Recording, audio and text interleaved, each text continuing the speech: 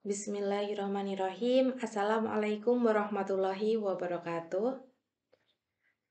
Bapak Ibu teman-teman semua, semoga senantiasa dalam keadaan sehat walafiat, dalam semangat untuk selalu tholabul ilmi gitu ya. Dan tentunya marilah kita memanjatkan puji syukur alhamdulillahirabbil alamin kepada Allah Subhanahu wa taala atas segala ridhonya sehingga pada kondisi apapun kita semua dapat belajar bersama melanjutkan materi yang terkait analisis data penelitian kualitatif gitu ya. Dan tentunya melanjutkan dari pertemuan yang pertama. Pada kesempatan kali ini kita akan belajar terkait persiapan dan proses lapangan. Tentunya ini juga berkaitan langsung dan maupun tidak langsung Bapak Ibu teman-teman semua menganalisis penelitian kualitatif.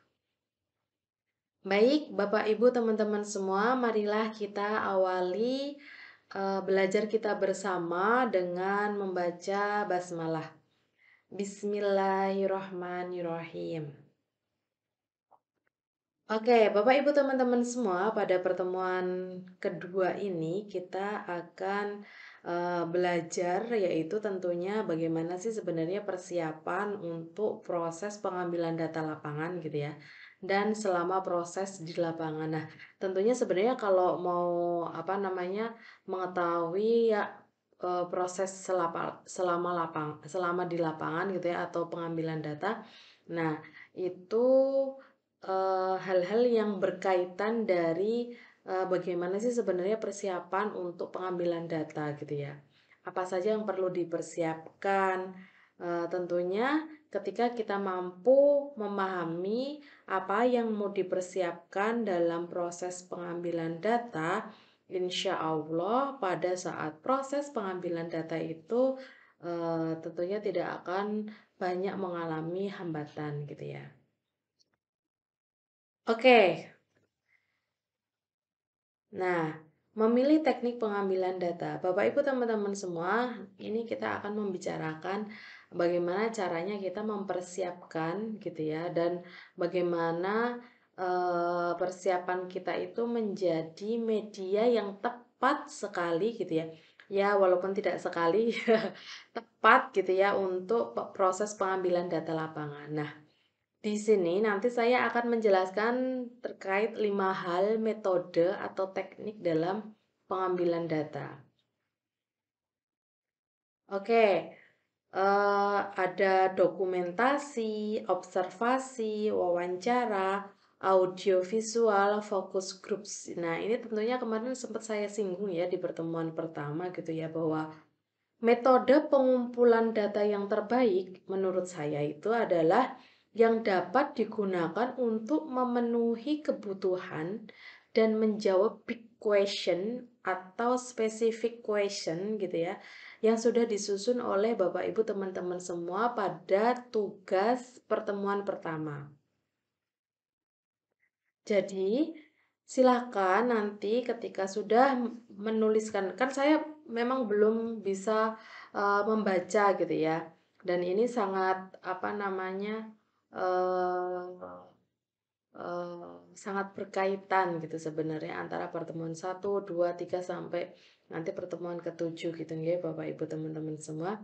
Nah, apa yang nanti Bapak Ibu teman-teman semua susun terkait dengan tema gitu ya atau spesifik tema yang ada gitu ya yang dipilih oleh Bapak Ibu dan teman-teman semua yang dijabarkan atau diturunkan ke big question dan specific question gitu ya.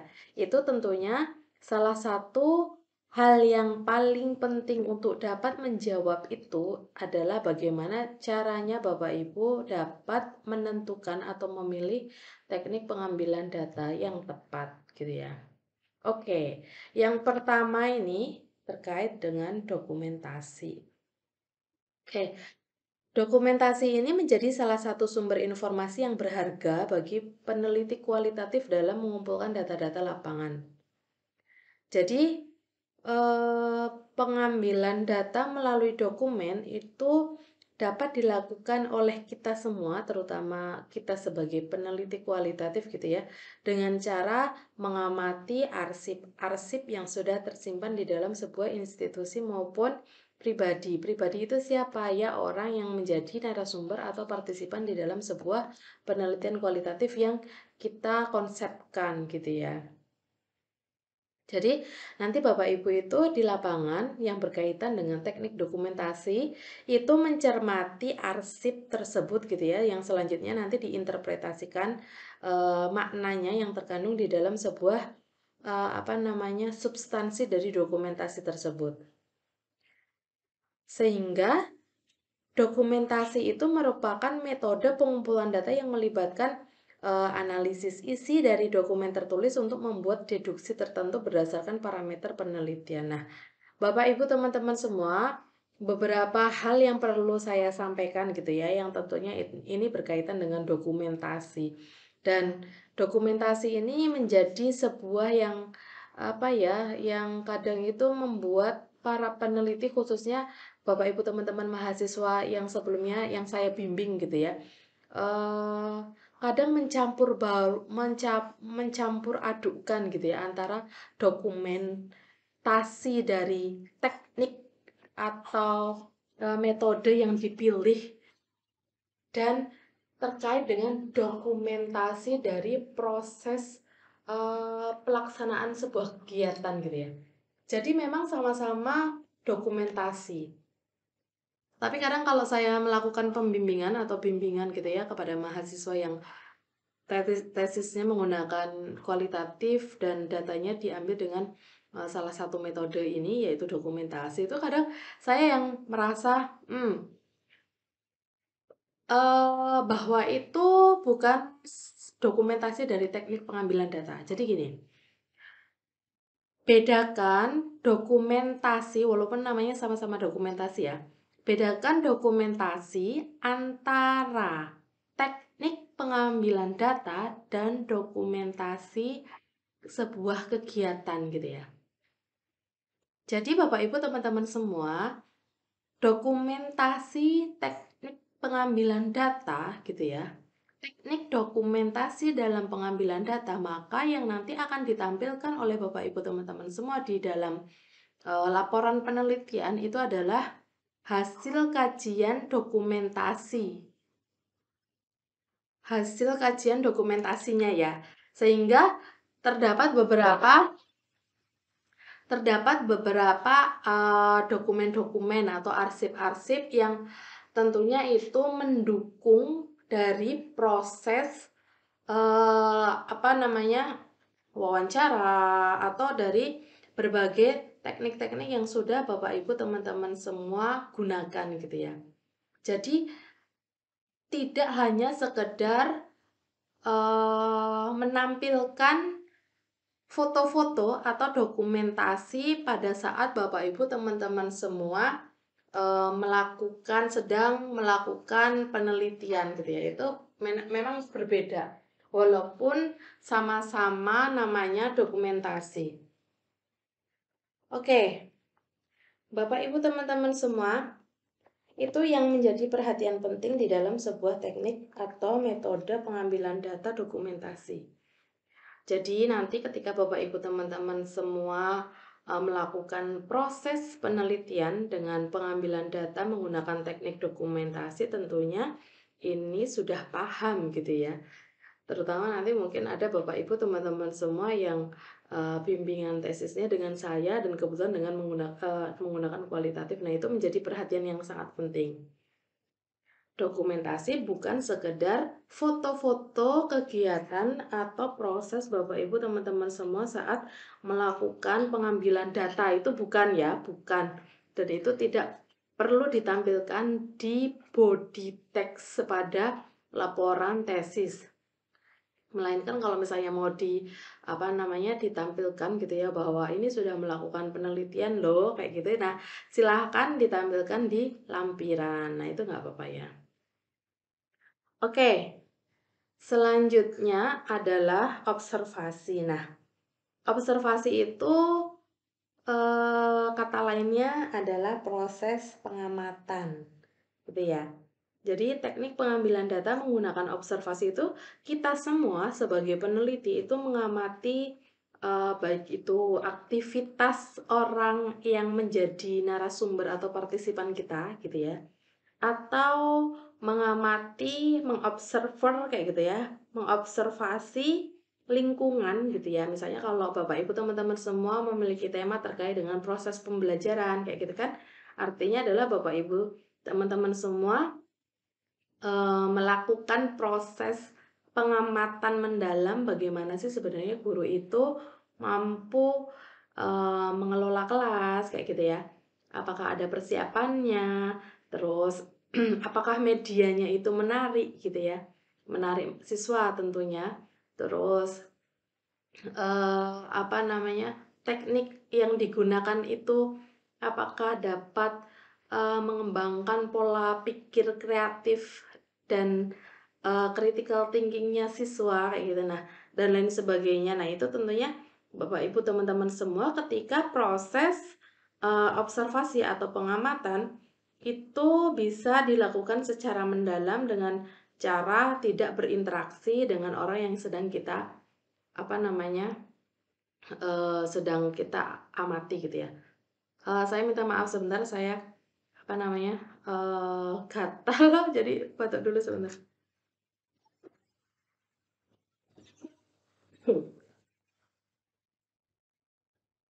Aduh, tapi maaf ya Bapak Ibu teman-teman semua. Oke, kita lanjutkan. Jadi, teknik observasi ini menjadi alat yang ampuh untuk mengumpulkan data kualitatif gitu ya. Artinya apa? Ketika kita menggunakan dokumentasi sebagai pendukung untuk data-data kualitatif kita juga dapat mengamati secara langsung gitu ya. Kenapa sih Bu, kalau misalnya kita mengamati kita tidak perlu berinteraksi sama orang yang kita amati gitu ya. Itu kadang menjadi pertanyaan yang sering ditanyakan oleh beberapa mahasiswa atau beberapa apa namanya, eee, beberapa partisipan di dalam sebuah kuliah umum, workshop, dan lain sebagainya gitu ya. Kenapa?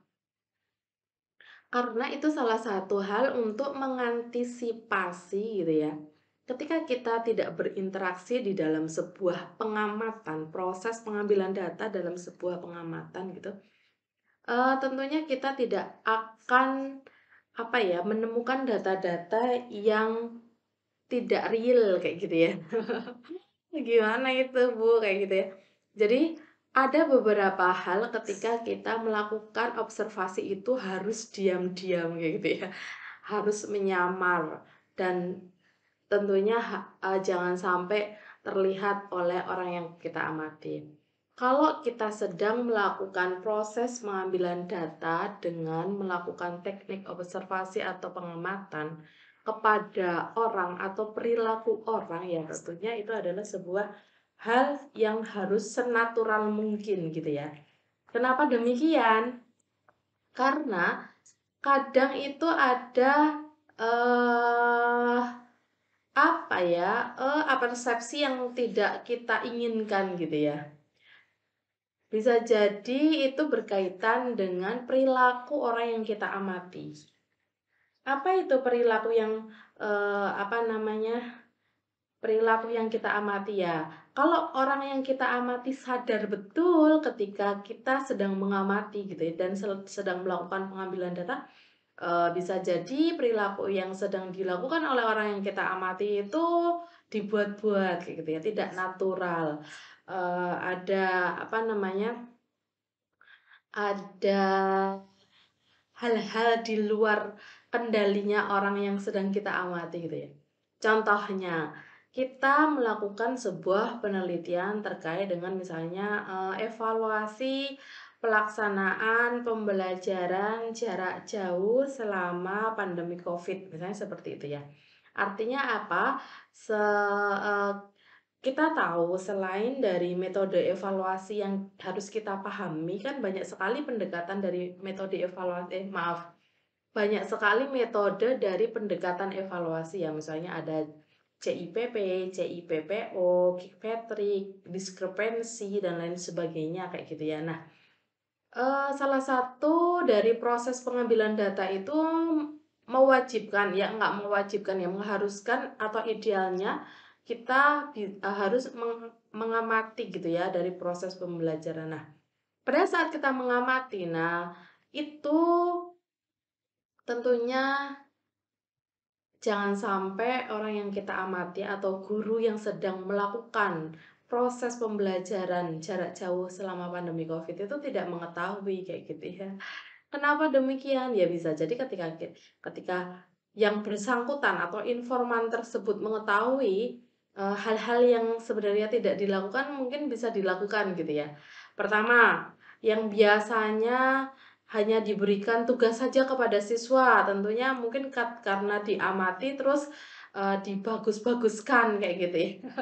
Dibagus-baguskan, dibaik-baiki banget kayak gitu ya, supaya ketika dilihat itu memang ini adalah kondisi idealnya yang bersangkutan tersebut atau informan tersebut. Nah, itu menjadi hal yang sangat perlu kita pahami bersama nggih Bapak Ibu teman-teman semua. Jadi kalau proses pengamatan ini berlangsung mendalam dengan cara tidak berinteraksi dengan partisipan, narasumber atau sumber data. Oke. Tentunya kita pahami ketika Bapak Ibu sudah membaca bahan ajar gitu ya, bahan ajar yang saya buat, yang saya persembahkan kepada para mahasiswa saya gitu ya, dan silakan Bapak Ibu untuk apa namanya, memahami secara mandiri gitu ya terkait dengan bahan ajar tersebut bahwa Eee, tujuan utama gitu ya, tujuan utama dari proses pengamatan atau teknik observasi itu ya tentunya kita semua sebagai para peneliti itu, apa ya, intinya adalah mendapatkan gambaran langsung gitu ya mengenai apa yang sebenarnya terjadi dalam sebuah praktik-praktik atau kasus-kasus atau isu-isu yang sedang kita jadikan penelitian kayak gitu ya. Nah, tentunya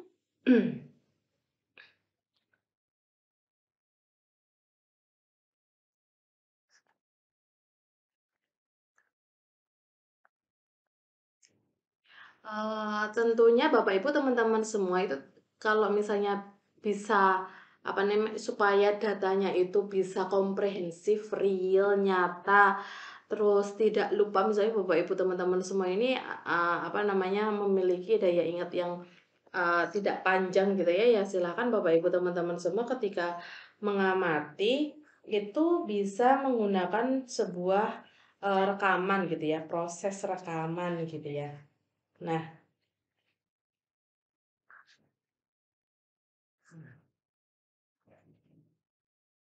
Bapak Ibu teman-teman semua, nah ketika merekam itu tentunya juga harus memahami gitu ya, memahami apa? Memahami terkait dengan kondisi-kondisi tertentu. Ketika kita memang menggunakan metode tertentu yang para partisipan itu tidak mengetahui saat kita itu melakukan pengamatan kayak gitu ya, itu menjadi poin penting bagi kita untuk dapat mengeksplorasi lebih jauh, lebih mendalam, lebih luas terkait dengan data-data yang akan kita gunakan sebagai kajian gitu ya atau hasil penelitian gitu ya. Nah, pada teknik observasi ini, menurut Kawulich, itu juga sudah ada di buku, bahwa observasi menurut Kawulich ini terbagi menjadi dua gitu ya. Dan tentunya ini nanti eh, ada di bagian selanjutnya gitu ya Bapak Ibu teman-teman semua. Oke, selanjutnya adalah wawancara. Nah, biasanya wawancara ini menjadi hal yang penting bagi para peneliti kualitatif. Dan biasanya wawancara ini menjadi bagian utama, selanjutnya adalah yang lain ini menjadi bagian pendukung. Jadi data-data yang data-data yang dikumpulkan melalui teknik-teknik yang lain ini menjadi data dukungan gitu ya. Sementara wawancara ini menjadi hal yang utama. Nah, Bapak Ibu teman-teman semua pasti sudah memahami bahwa wawancara itu adalah teknik pengambilan data yang dilakukan secara face to face kayak gitu ya. Bertanya menjawab. Jadi ketika interviewer memberikan pertanyaan kepada interviewee, sementara interviewee memberikan respon atau jawaban kepada para interviewer sebagai peneliti gitu ya. Nah, artinya apa? Ketika kita melakukan penelitian menggunakan teknik wawancara, Bapak Ibu teman-teman semua itu pasti akan berhadapan langsung dengan para partisipan. Dan itu sangat penting sekali untuk semuanya dipotret kayak gitu ya. Ya jawabannya, redaksinya, gesturnya, terus raut mukanya kayak gitu ya. Nah, tentunya itu menjadi bagian penting dalam sebuah proses analisis selama di lapangan dan itu yang akan kita bawa juga ketika nanti Bapak Ibu teman-teman semua kembali dari lapangan untuk memproses hasil wawancara tersebut dan menganalisis gitu ya. Emang bisa Bu ya bisa karena memang kadang kita itu gini, ketika partisipan ditanya dengan Bapak Ibu mohon maaf apakah Bapak Ibu bahagia ketika Bapak Ibu melaksanakan proses pembelajaran secara daring selama COVID seperti itu ya. Pasti jawabannya beragam. Nah, ada sisi tertekan, misalnya kayak gitu ya. Ada makna di balik makna kayak gitu. Nah, itu makna di balik makna itu menjadi sebuah apa ya konsep tersendiri ketika kita nanti atau Bapak Ibu teman-teman semua mengkode data, mereduksi data. Nah, itu apakah konsep akhir dari sebuah penelitian itu menjadi bagian yang penting atau menjadi bagian yang itu tidak mendukung dalam proses sesuatu gitu ya. Misalnya kalau proses pelaksanaan pembelajaran seperti tadi ya evaluasi pelaksanaan pembelajaran jarak jauh selama COVID gitu ya. Nah, itu ketika ada pertanyaan spesifik yang berkaitan dengan bagaimana apakah Bapak Ibu bahagia kayak gitu ya misalnya terkait dengan subjek well-being-nya itu apakah sejahtera dan lain sebagainya. Nah, banyak hal kayak gitu ya yang akan kita ungkapkan. Oh, ternyata ada jawaban yang itu sangat sedih, membuat sedih kayak gitu ya.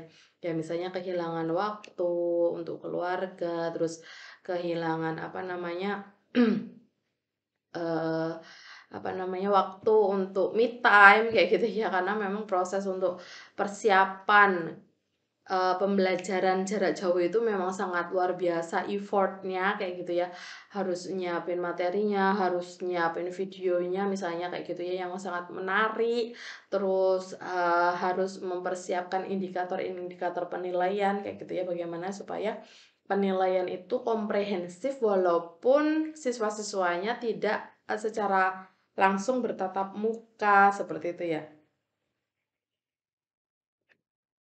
Nah, wawancara ini sangat penting karena apa? Karena kita semua akan mengetahui bagaimana data itu dapat muncul dari para partisipan yang kita tanyai sehingga kita semua bisa mengeksplorasi secara mendalam gitu ya. Eh, apa ya? Kadang yang dilihat dari dokumentasi itu belum cukup mendalam dan harus didukung dengan proses secara langsung, misalnya dengan observasi pengamatan, dan itu masih perlu didukung dengan mengeksplorasi, mengkorek-korek lagi kayak gitu ya, mengeksplorasi secara mendalam lagi melalui wawancara. Nah, bagaimana wawancara itu nanti dapat apa namanya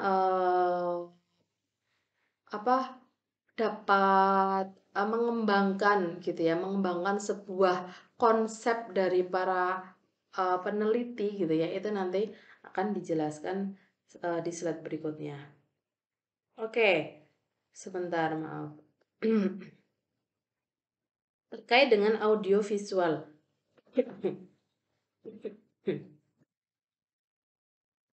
Oke, audiovisual ini tentunya formatnya berbeda ya, tidak berbentuk fisik yang seperti dokumentasi kayak gitu ya. Tetapi lebih condong pada soft file yang itu saya minta maaf.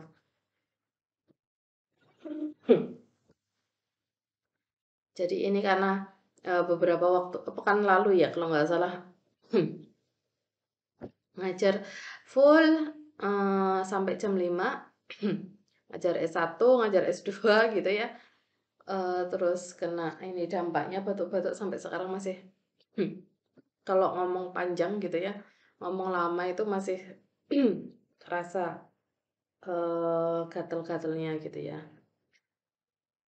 Padahal udah diobati tapi ya qadarullah karena memang kondisinya seperti ini. Saya minta maaf ya Bapak Ibu teman-teman semua jika mengganggu dan terganggu. Oke, kita lanjutkan. Nah, artinya apa? Audio visual itu adalah berbentuk file gitu ya. Jadi kita sebagai peneliti itu dapat menggunakan rekaman video, terus misalnya company profile kayak gitu ya. Kalau misalnya memang jarak jauh, benar-benar lokasi yang untuk penelitian kita itu jauh banget gitu ya, yang tidak bisa kita jangkau. Nah, itu bisa menggunakan file-file tersebut. Terus menggunakan pesan-pesan elektronik sebagai bahan yang dapat digunakan untuk mengumpulkan data, terus untuk menganalisis data, untuk keabsahan data kayak gitu ya. Nah, termasuk film-film dokumenter, terus misalnya presentasi visual dalam pembelajaran interaktif dan lain sebagainya ini juga bisa digunakan. Bisa kita analisis. Seperti yang kemarin saya diminta dari direktorat untuk menganalisis paparan dari Dirjen Vokasi ya, Pak Wikan Sakarinto.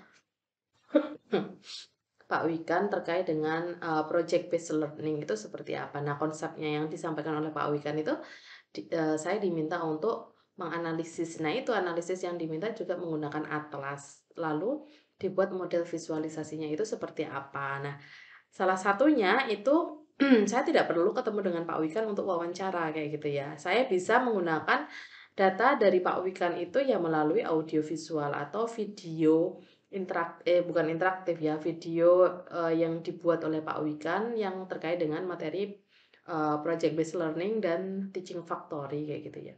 Nah, itu menjadi hal yang penting. Jadi nanti Bapak Ibu teman-teman semua kalau memang benar-benar tidak ada partisipan yang apa namanya diwawancarai, terus diamati kayak gitu ya, terus apa namanya membutuhkan dokumentasi, dokumentasi atau arsip-arsip dari proses atau isu-isu yang sedang ditekuni dalam proses penelitian Bapak Ibu. Nah itu tentunya menggunakan audio visual ini juga nggak apa-apa kayak gitu ya. Audio visual ini juga menjadi salah satu sumber yang tentunya nanti itu juga menjadi eh, apa pengambilan data. Nah, lalu bagaimana ketika apakah hanya audio visual? Enggak. Jadi nanti ketika lagi-lagi ketika ditanya misalnya seberapa apakah kamu tahu bahwa maaf tahu kelewatan ya. Apakah Bapak Ibu tahu bahwa apa namanya penelitian Bapak Ibu itu berkualitas hanya dengan menggunakan audio visual misalnya kayak gitu ya. Teknik pengambilan datanya kok menggunakan audio visual saja kayak gitu ya. Apakah Bapak Ibu itu memiliki kualitas yang baik ini hasil penelitiannya? Ya Pak, hasilnya bagus kayak gitu ya. Kenapa? Kualitasnya juga bagus kok Pak kayak gitu ya. Ketika kami kayak gitu atau saya ketika saya sudah melakukan penelitian gitu ya.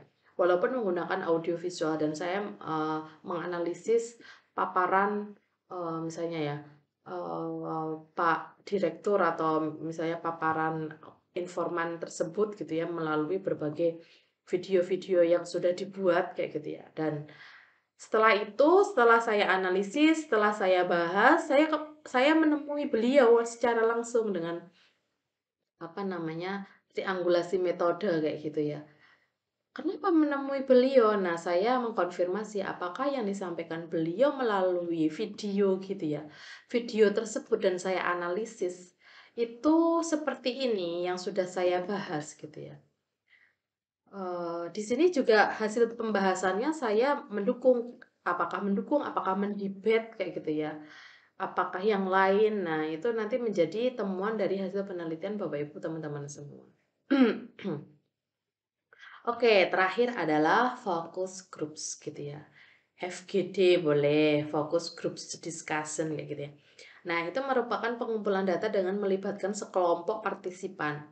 Wah, ini saya juga pengalaman ya Bapak Ibu teman-teman semua FGD ini untuk apa namanya mengambil data, mengeksplorasi. Belum lama juga ini baru akhir tahun lalu.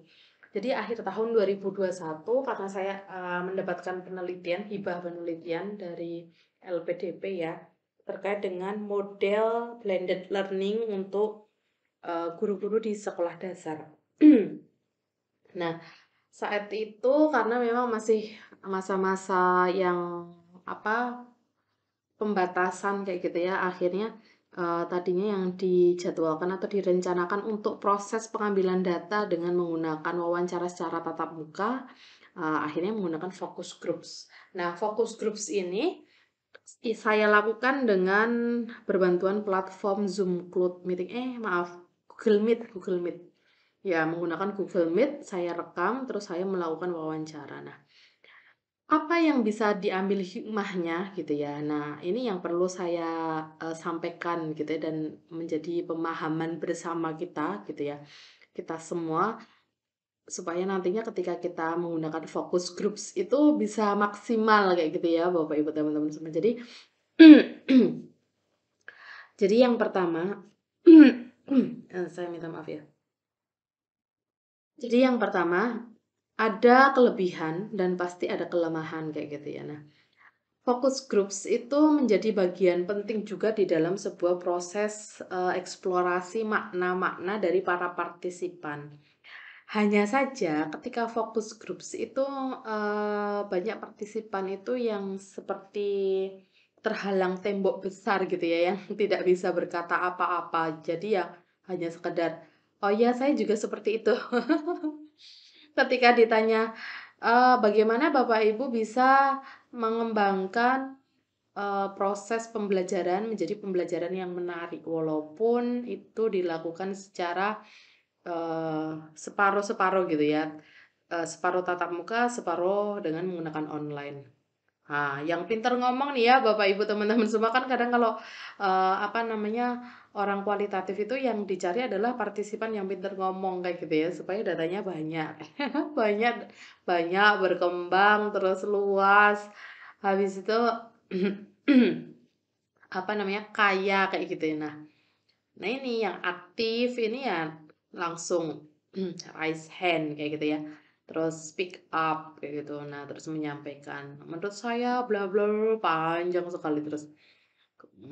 Itu yang pertama. Terus ketika ditanya, bagaimana Ibu, apakah Ibu cara-cara atau strategi Ibu yang bisa digunakan untuk mengembangkan pembelajaran secara apa namanya menarik, kreatif kayak gitu ya supaya anak itu juga apa namanya, selalu memiliki motivasi untuk belajar kayak gitu ya. Terus ya jawabannya, ya pada dasarnya saya sama seperti yang tadi disampaikan oleh, Bapak ini kayak gitu. Lah, menurut Ibu pribadi bagaimana? Padahal sebenarnya fokus groups ini yang saya buat ini adalah, berbeda-beda karakter sekolah kayak gitu ya. Artinya dari guru sekolah A, sekolah B, sekolah C, sekolah D, dan lain sebagainya. Nah, itu yang menjadi poin penting ya Bapak Ibu teman-teman semua. Jadi ketika fokus groups itu ternyata juga ada kelemahannya.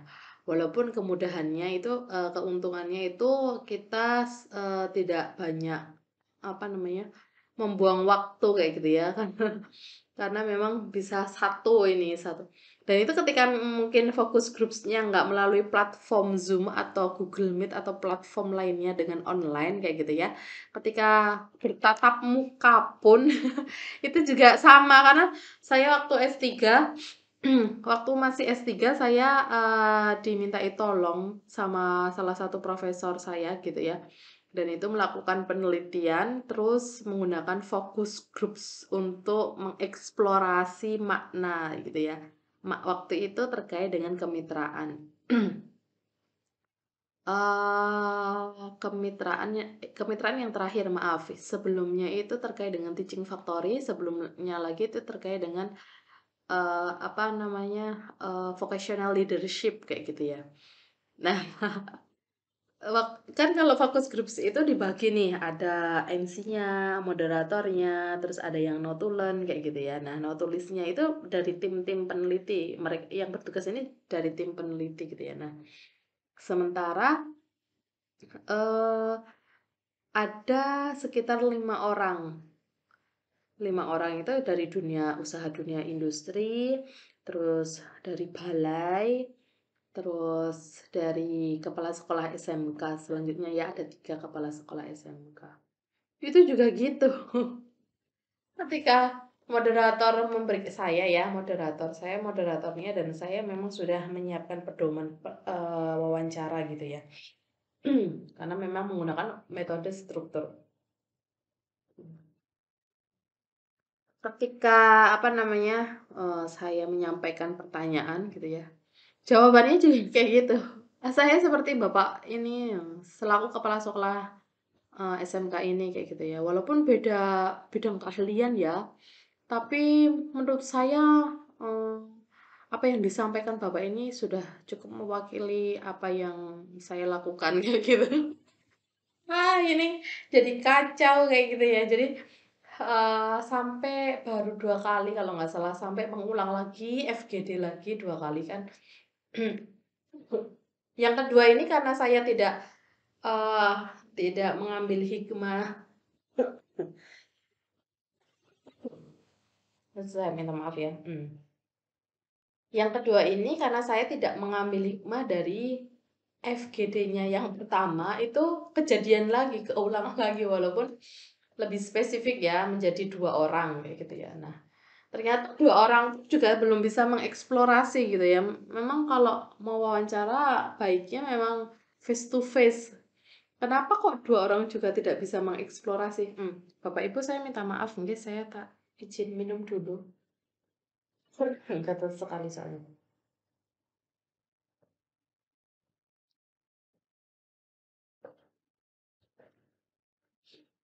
Hmm.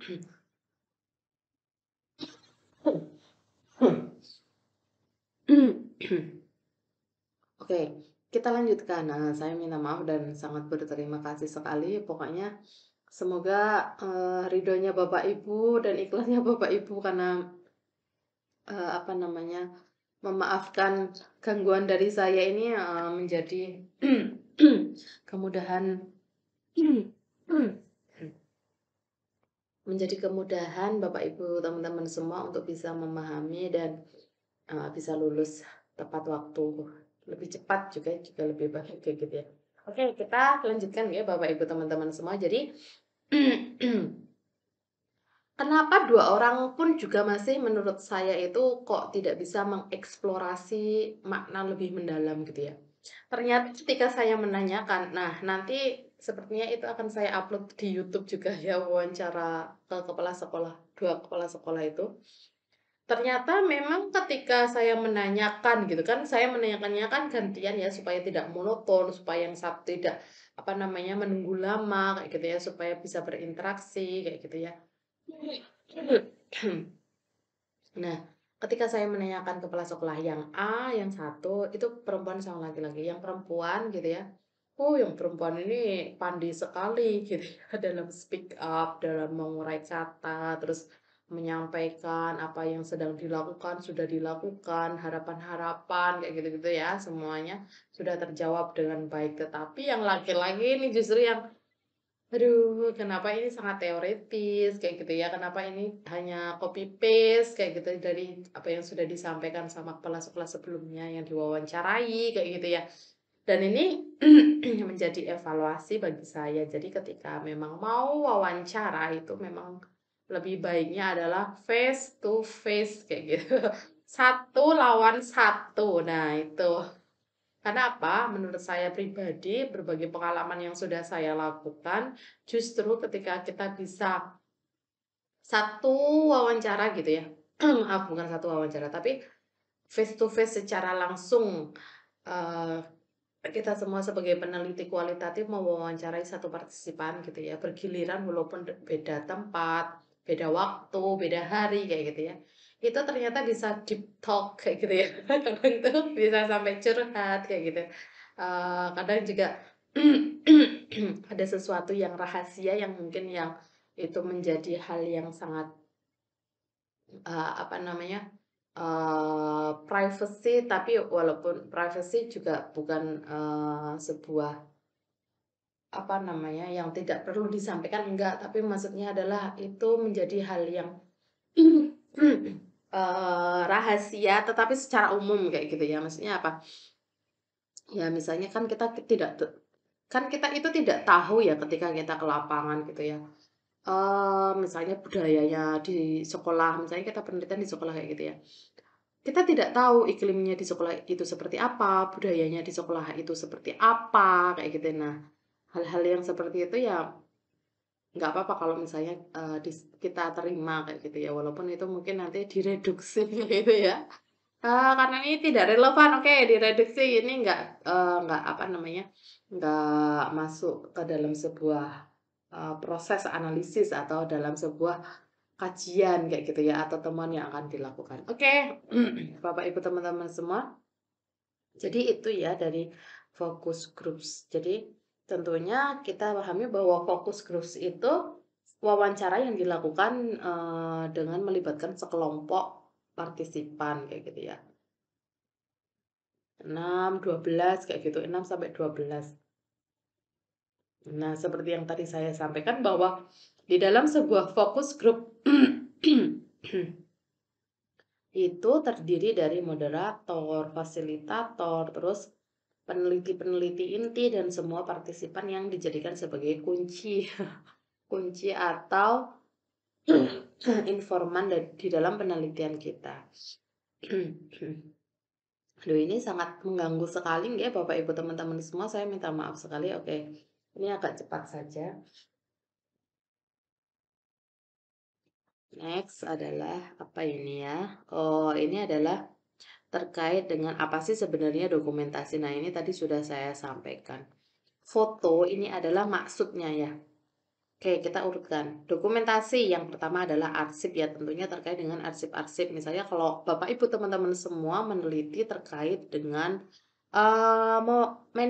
model manajemen kemitraan misalnya kayak gitu ya. Artinya adalah apa saja yang menjadi dokumentasi dalam sebuah kemitraan kayak gitu ya. MOU misalnya kayak gitu ya, program kerja bersama, pelaksanaan kegiatan bersama misalnya kayak gitu. Nah, itu menjadi sebuah dokumen-dokumen penting untuk dijadikan sebagai data dukungan dalam proses penelitian. Nah, yang kedua itu terkait dengan analisis dokumen-dokumen publik, misalnya memo-memo resmi, notulensi, catatan, terus surat undangan, terus apa namanya, laporan-laporan dan lain sebagainya. Nah, itu menjadi dokumentasi. Foto. Nah, ini bukan foto yang tadi saya sampaikan, foto kegiatan misalnya Bapak Ibu teman-teman semua sedang proses analisis data, wawancara lalu difoto dan foto itu dijadikan sebuah data. Bukan seperti itu ya. Jadi nanti kalau misalnya Bapak Ibu teman-teman semua melakukan proses analisis data dan itu menggunakan dokumentasi, bukan ditampilkan foto saat Bapak Ibu wawancara gitu ya. Tetapi foto apa? Ya foto yang ada di lokasi penelitian kayak gitu ya. Misalnya seperti apa?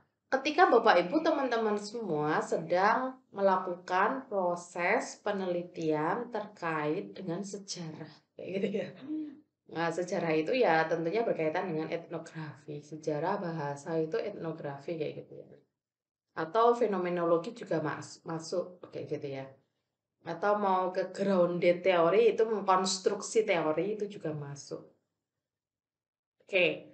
Sehingga foto-foto yang diambil, foto-foto yang dicari atau foto-foto yang dikumpulkan di dalam sebuah proses dokumentasi atau teknik dokumentasi itu ya foto-foto yang berkaitan dengan sejarah. Misalnya kalau sejarah itu biasanya, ber ber berapa ya, beralir kayak gitu ya, artinya ya, ada sebuah proses gitu ya. Tahun sekian misalnya, bangunannya itu tahun sekian seperti itu, bangunannya tahun sekian ditambah tahun sekian sampai tahun saat ini itu seperti apa. Nah, itu dokumen-dokumen penting atau kalau enggak ya pimpinan kayak gitu ya, pimpinan tahun dulu sampai tahun sekarang. Nah, itu foto-foto tersebut yang bisa dijadikan sebagai sebuah proses apa namanya? eh, Analisis data gitu ya. Oke, next adalah observasi. Nah, oke, Bapak Ibu teman-teman semua, tadi ini sempat mau saya sampaikan gitu ya. Dan ini sebenarnya di buku itu sudah ada gitu ya. Nanti Bapak Ibu bisa memahami secara mendalam, secara mandiri kayak gitu ya. Nah, yang pertama ini terkait dengan partisip. Nah, ini salah. Participan observation versus direct observation kayak gitu ya. Jadi ini adalah tipe observasi yang bisa dipilih oleh Bapak Ibu teman-teman semua sebagai para peneliti kualitatif. Partisipan observation itu adalah para peneliti atau kita sebagai peneliti kualitatif itu melibatkan diri di dalam latar yang diteliti. Jadi sebagai pengamat maupun sebagai partisipan gitu ya. Jadi prosesnya itu proses mengamati itu kita juga apa namanya berkaitan langsung gitu ya, ada keterlibatan langsung kayak gitu. Nah, sementara direct observation itu ya kita sebagai peneliti itu melakukan pengamatan langsung tanpa berinteraksi dengan objek atau orang yang diteliti dalam sebuah pengamatan atau observasi. Itu ya, itu direct observation. Seperti tadi yang sudah saya sampaikan. Selanjutnya, ada lagi kalau menurut code itu ada dua metode di dalam sebuah pengambilan data melalui observasi, yaitu covert observation dan overt observation. Jadi kalau covert observation itu merupakan observasi terselubung. Wah, terselubung itu maksudnya seperti apa? Jadi kita sebagai peneliti itu melakukan pengamatan di lapangan itu secara sembunyi-sembunyi ya. Artinya memang tidak diketahui oleh orang atau oleh sebuah program kayak gitu ya. Program itu maksudnya pelaksanaan. Jadi orang-orang yang melakukan program-program tersebut kayak gitu ya. Observasinya memang secara tersembunyi-sembunyi. Ya, sementara overt observation adalah observasi terbuka. Jadi partisipan sadar bahwa mereka sedang diamati dalam pengamatan sebuah penelitian kayak gitu ya. Ya misalnya terkait dengan budaya daerah kayak gitu. Terkait dengan apa namanya eh, makanan-makanan apa namanya itu eh makanan Nusantara kayak gitu-gitu yang mengandung berbagai makna kayak gitu ya, terkait dengan ritual-ritual itu biasanya kualitatif yang fenomenologi, grounded theory, terus etnografi kayak gitu-gitu ya. Itu bisa. Tapi kalau misalnya terkait dengan tingkah laku seseorang ya tentunya kalau bisa ya sembunyi-sembunyi kayak gitu. Karena kita akan mengeksplorasi makna-makna yang sebenarnya yang senatural mungkin kayak gitu ya. Nah, itu yang tentunya yang tidak bisa dibawa ke laboratorium yang seperti saya sampaikan pada pertemuan pertama. Oke, selanjutnya adalah wawancara. Nah, Bapak Ibu teman-teman semua nanti ketika tesis silahkan Bapak Ibu teman-teman semua yang menggunakan pendekatan kualitatif boleh nanti bisa menggunakan metode wawancara dengan cara structure, unstructure atau semi structure gitu ya. Jadi kalau structure itu ya Bapak Ibu teman-teman semua itu menyiapkan pedoman wawancara. Jadi sudah tertulis rapi gitu ya pertanyaan-pertanyaannya. Sudah tersusun rapi. Jadi karena memang sudah tersusun rapi ya proses pengambilan data dengan wawancara itu ya baku kayak gitu ya. Dan semua pertanyaan itu memang sudah disediakan untuk ditanyakan. Jadi tidak ada pengembangan pertanyaan di lapangan kayak gitu ya. Saat wawancara tidak ada pengembangan pertanyaan. Bagaimana dengan unstructured? Ini ya. Unstructured itu ya ketika wawancara itu berlangsung dengan partisipan dan itu menggunakan pertanyaan yang apa ya, apa adanya kayak gitu ya. Jadi kita sebagai peneliti itu melakukan pengambilan data dengan cara melakukan percakapan biasa, nggak baku, nggak kaku kayak gitu ya, mengalir aja kayak gitu. Jadi pertanyaan-pertanyaan penelitian itu akan berkembang sesuai dengan kebutuhan kita sebagai peneliti. Itu yang kita mengembangkan sendiri kayak gitu ya, pertanyaan-pertanyaan pada saat proses pengambilan data menggunakan wawancara. Dan jenis wawancara dengan metode unstructured atau cara unstructured ini ya tentunya relatif tidak memiliki struktur kayak gitu ya, karena unstructured kayak gitu ya. Yang digunakan kita sebagai peneliti dalam membangun hubungan dengan para partisipan. Jadi mengalir aja kayak gitu ya. Lalu yang ketiga itu adalah semi structured. Ya tentunya kalau semi ini ya gabungan antara structure dan unstructure kayak gitu ya. Jadi sehingga jenis wawancara semi struktur ini adalah wawancara yang digunakan oleh kita sebagai peneliti untuk pengambilan data lapangan dengan menggunakan pedoman wawancara dan kita bisa mengembangkan di lapangan terkait dengan pertanyaan-pertanyaan lain yang tidak tertulis di pedoman wawancara. Jadi gabungan gitu ya Bapak Ibu teman-teman semua. Oke, next terkait dengan audio visual. Ya, kalau audio visual ya tadi sudah saya sampaikan gitu ya, boleh menggunakan file audio, file video, dan tadi sudah secara implisit, secara spesifik sudah saya sampaikan di awal. Dan focus group, nah ini tadi juga sudah saya sampaikan contoh realnya yang pernah saya alami gitu ya.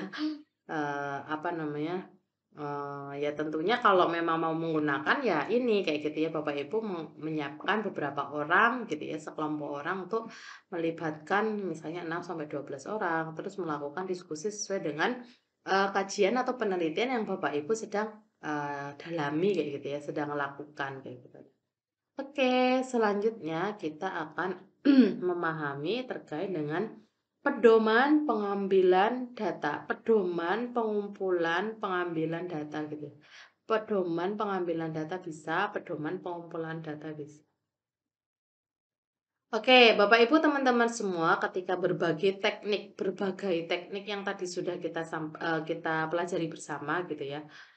Tentunya Bapak Ibu juga akan lebih paham lagi sebenarnya ketika sudah memilih tekniknya kayak gitu ya. Lalu apa sih proses persiapan selanjutnya sehingga nanti di lapangan itu tinggal ambil data saja gitu ya. Tidak mengalami banyak kesulitan. Oke, yang pertama adalah dokumentasi. Nah, ini ya yang tadi saya sampaikan bahwa dokumentasi ini menggunakan checklist kayak gitu ya, ada atau tidak ada kayak gitu ya. Nah, Bapak Ibu teman-teman semua itu penting untuk menyiapkan tabel dalam rangka memahami kayak gitu ya, apa sih yang akan dirinci kayak gitu ya, terkait dengan tema atau topik yang Bapak Ibu lakukan dalam sebuah penelitian. Kalau di layar ini, di PowerPoint ini adalah terkait dengan manajemen pendidikan gitu ya. Jadi manajemen pendidikan ideal di era misalnya pandemi COVID itu seperti apa, misalnya kayak gitu ya. Nah, kita tahu bahwa manajemen pendidikan itu bidang garapannya tuh banyak kayak gitu ya. Nah, misalnya ada kesiswaan, pendidik dan tenaga kependidikan, sarana prasarana, pembiayaan, hubungan masyarakat dan lain sebagainya. Nah, apa yang perlu kita apa namanya perlu jadikan dokumen gitu ya sebagai pengambilan data. Nah, ini contohnya misalnya uraian kalau manajemen kesiswaan itu ya terkait dengan jumlah siswa, nilai siswa, prestasi siswa, terus siswa yang tidak hadir, siswa yang bolos, misalnya kayak gitu ya. Terus apa namanya, siswa yang tidak naik kelas, siswa yang dan lain sebagainya kayak gitu. Nah, uraiannya seperti itu. Lalu dokumennya seperti apa? Misalnya kalau jumlah siswa ya dokumennya terkait dengan daftar siswa.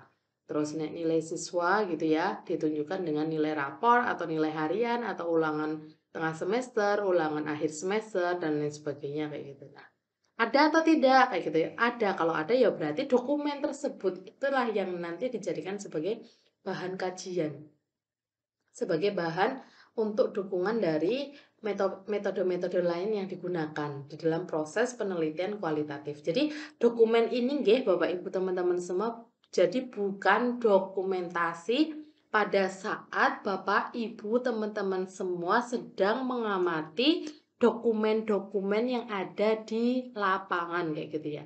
Baru difoto dan fotonya baru ditaruh di bab 4. Nah, itu bukan. Kalau memang prosesnya difoto dan dijadikan dokumentasi proses pelaksanaan pengambilan data, silakan kalau misalnya mau ditampilkan ya di lampiran. Jadi bukan di bab 4 gitu ya. Sementara di bab 4 ini adalah dokumen-dokumen penting yang mendukung data dalam proses pengambilan data di lapangan dan proses untuk analisis data. Gitu nggih ya Bapak Ibu teman-teman semua, pokoknya harus diingat. Sampai nanti ketika Bapak Ibu teman-teman semua ternyata salah satu menjadi bimbingan saya kayak gitu ya, dan kualitatif dan dokumentasi masih seperti itu. Oh, ternyata memang saya bisa memahami kayak gitu ya, bahwa ketika perkuliahan berlangsung mungkin Bapak Ibu teman-teman semua sedang tidak fokus kayak gitu. Perlu kembali lagi memutar ini. Karena ada dan itu sungguh-sungguh terjadi. Sekarang sudah lulus, sudah yudisium. Itu gimana Bu cara buat pedoman dokumentasinya tuh seperti apa Bu? Kayak gitu loh. Kuliah enggak kemarin tuh. Dan di situ saya merasa gagal. Saya merasa gagal menjadi seorang yang memberikan materi kepada para mahasiswa saya kayak gitu ya. Ketika diminta untuk, ayo Mas, sekarang silakan untuk membuat pedomannya semua. Setelah itu nanti saya cek dan silakan untuk proses di lapangan pengambilan data ya. Bu, pedoman wawancara itu seperti apa Bu? Lah, pedoman dokumentasi? Lah, saya cuma gitu. Lah terus pedoman observasi gimana Bu formatnya? Lah, saya udah kayak gitu. Padahal sebenarnya ini nanti juga menjadi poin penting bagi Bapak Ibu teman-teman semua untuk tugas kayak gitu ya. Jadi proses yang akan dilalui kayak gitu itu salah satunya adalah ini membuat pedoman kayak gitu ya. Oke, next itu adalah pedoman observasi. Nah, ini adalah protokol observasi. Kalau sebenarnya nanti kalau misalnya ada kata protokol, ada kata pedoman, terus ada apa lagi ya? Itu sama saja nggih Bapak Ibu teman-teman semua. Kalau di kualitatif itu tidak menggunakan kata instrumen. Begitu juga responden. Itu enggak. Berbeda ya. Kalau itu miliknya kuantitatif. Maknanya seperti apa kayak gitu ya, itu sebenarnya ada di metodologi penelitian. Sementara kalau protokol, pedoman ini sebenarnya hal yang sama gitu ya. Kalau protokol itu biasa disebut oleh Robert Kayin kayak gitu ya, di dalam studi kasusnya si Yin itu. Sementara kalau pedoman itu bukan miliknya, tapi biasa di apa namanya digaungkan gitu ya oleh si Creswell, Miss Haberman dan lain sebagainya. Ini adalah pedoman atau protokol observasi. Jadi bukan instrumen observasi, bukan ya. Nah, nanti Bapak Ibu teman-teman semua bisa menuliskan deskripsi dari hasil observasi itu seperti apa dan refleksinya itu bagaimana kayak gitu ya, terkait dengan apa namanya yang sudah diamati, data-data yang sudah diamati itu seperti apa. Oke. Next, ini adalah wawancara. Ini karena panjang jadi ya saya minta maaf tidak bisa apa namanya memperkecil gitu, kalau nanti kecil jadi nggak bisa dibaca gitu. Nah, ini adalah protokol wawancara. Ini pendahuluan ini harus ditulis ya. Kenapa demikian? Karena memang ini menjadi kode etik dari sebuah penelitian kualitatif. Bapak Ibu teman-teman semua, memang kalau memang tidak diizinkan untuk apa namanya melakukan wawancara ya itu tidak perlu dilanjutkan kayak gitu ya. Jadi memang ini hal seperti orang Jawa tuh ya kita semua nggak di Jawa ya di mana-mana pun kalau misalnya mau bertamu ya kulon nuwun kayak gitu ya. Jadi nggak ujuk-ujuk langsung datang masuk ke ruang tamu kayak gitu enggak. Jadi ini menjadi hal yang sangat penting dilakukan sebuah apa namanya pendahuluan kayak gitu. Oke, kemarin Bapak Ibu kan tugasnya ini ya, membuat deep question dan specific question, tema sama permasalahan kayak gitu ya. Oke, nanti selanjutnya Bapak Ibu teman-teman semua ada hal yang perlu dilakukan dalam proses analisis data sebelum masuk ke lapangan.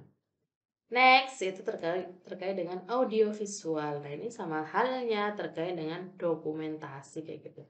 Apakah audionya ada, videonya ada, kayak gitu. Nah, kalau ada, mana kayak gitu diambil dan nanti bisa dianalisis. Nah, di software Atlas TI nanti yang akan kita gunakan itu juga bisa menganalisis video, bisa menganalisis gambar kayak gitu ya. Nah, itu nanti bisa apa namanya, dijadikan sebagai wacana, mungkin bisa jadilah rencana kayak gitu ya. Besok kalau mau penelitian, salah satu tekniknya ya dengan menggunakan audio kayak gitu misalnya gitu ya, audio visual kayak gitu. Nah, next ini adalah focus groups. Nah, ini misalnya komponen penelitian, terus pertanyaan masing-masing dari komponen ini nanti banyak pertanyaannya gitu ya. Terus diskusinya seperti apa, terus partisipannya apa namanya siapa yang menyampaikan gitu. Nah, nanti ini Bapak Ibu teman-teman semua membutuhkan tulis gitu ya dan bisa pengamatan secara mendalam pada saat proses diskusi kayak gitu. Baik, Bapak Ibu teman-teman semua, ini adalah tugas kelanjutannya walaupun saya belum membaca tugas yang pertama. Nanti setelah saya mengirimkan tugas yang pertama, silakan Bapak Ibu melanjutkan di dalam template yang sama gitu ya. Tapi harus saya review dulu untuk yang kemarin.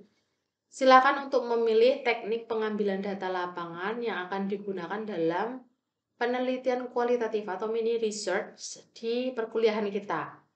Satu saja kayak gitu ya, misalnya wawancara dan apa kayak gitu. Atau kalau misalnya terpaksanya wawancara saja ya silahkan kayak gitu. Oke, selanjutnya Bapak Ibu buat pedoman dari teknik tersebut ya. Kalau misalnya dipilihnya teknik wawancara, maka membuat pedoman wawancara. Kalau memilihnya observasi ya membuat pedoman observasi seperti yang tadi saya sudah sampaikan. Nah, ini ya berbagai pedoman-pedoman yang ada. Format-formatnya seperti itu. Oke, selanjutnya setelah itu Bapak Ibu untuk melakukan pengambilan data. Cepet banget Bu, ya kalau misalnya lama-lama nanti kita nggak sampai gitu ya pada 7 kali pertemuan. Wah, kecuali kalau memang 16 kali pertemuan, nah kita bisa mengeksplor lebih banyak apa sih sebenarnya itu analisis data kualitatif yang dilakukan pada pada selama proses dan pada setelah pengambilan data gitu ya. Ini ya tugasnya nanti mohon untuk dipahami dan dicermati secara mendalam, secara seksama ya Bapak Ibu teman-teman semua. Oke, next adalah prosedur pengumpulan tugasnya. Seperti biasa, dengan menggunakan template yang sudah saya berikan gitu ya, tentunya setelah saya review kembali di pertemuan yang pertama, tugas yang pertama, dan dikumpulkan ini ya, ini tuh saya sangat sangat mengapresiasi sekali bagi Bapak Ibu teman-teman semua itu yang benar-benar memahami apa namanya menuliskan sesuai dengan apa yang saya sampaikan. Kenapa demikian? Ada beberapa mahasiswa itu yang tidak seperti ini gitu ya, dan itu membuat saya yang sudah S2 tapi kok yo tidak memperhatikan kayak gitu ya. Kenapa? Karena memang saya ini kan banyak sekali nge-review banyak banget tugas dari para mahasiswa dan tidak hanya S2, S1 juga demikian. Nah, dengan seperti ini dan urut kayak gitu ya, itu salah satu kemudahan bagi saya, keringanan yang diberikan oleh Bapak Ibu teman-teman semua kayak gitu kepada saya untuk bisa setidaknya urut kayak gitu ya. Setidaknya tidak menambah pekerjaan, mengurutkan, menuliskan NIM underscore nama lengkap gitu ya. Oke, Bapak Ibu teman-teman semua, nanti maksimal pada Rabu tanggal 30 Maret 2022 dan yang mengirimkan adalah ketua kelas secara kolektif kepada saya. Gitu ya. Silahkan Bapak Ibu teman-teman semua apabila ada pertanyaan disampaikan di kolom komentar YouTube dan tidak perlu menuliskan nama. Dan tentunya ini juga menjadi perhatian Bapak Ibu teman-teman semua untuk berdiskusi secara mendalam di kolom komentar. Saya minta maaf ya. Kenapa demikian? Karena nanti saya akan jadikan diskusi Bapak Ibu teman-teman semua diintegrasikan ke presensi kehadiran. Bapak Ibu teman-teman semua, saya minta maaf lahir batin pada pertemuan kedua kita tidak bisa bertatap maya secara virtual gitu ya melalui Zoom karena saya ada tugas mendadak rapat dengan kementerian. Jadi saya tidak bisa dan kebetulan harinya Rabu Kamis Jumat. Saya minta maaf. Jadi apa yang saya sampaikan semoga bisa bermanfaat untuk Bapak Ibu teman-teman semua. Tentunya pada proses rekaman materi ini banyak sekali noise termasuk saya batuk-batuk. Nah, saya minta maaf lahir dan batin. Oleh karena itu cukup sekian, mari kita akhiri proses belajar bersama kita dengan bacaan tahmid bersama. Alhamdulillahirabbil alamin. Sekian dari saya, banyak kesalahan saya minta maaf. Wassalamualaikum warahmatullahi wabarakatuh.